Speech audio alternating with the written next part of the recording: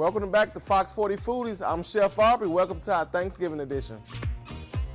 All right, guys, today we're going to do our chicken and dumpling. We're going to start off with our roux to make our dumpling dressing.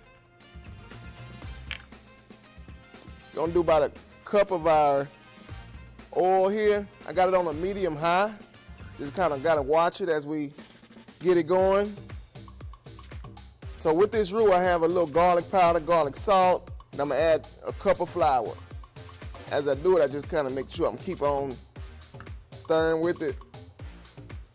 And as I make that roux, I'm gonna add a little of my chicken broth to it. 1 can of my chicken broth. Now I'll continue to stir this as well. I like to use a golden mushroom, to give it that flavor. And just 1 can of this. Now I stir that in there as well. Next I'm gonna add my vegetables, which is my sweet peas and my carrots.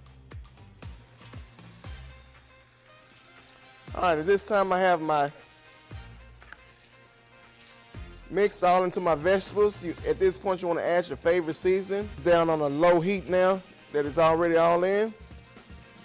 And this dish is basically done. All I'm gonna do in here is add my pulled chicken to it. I got about 4 cups right here. Nice, good size.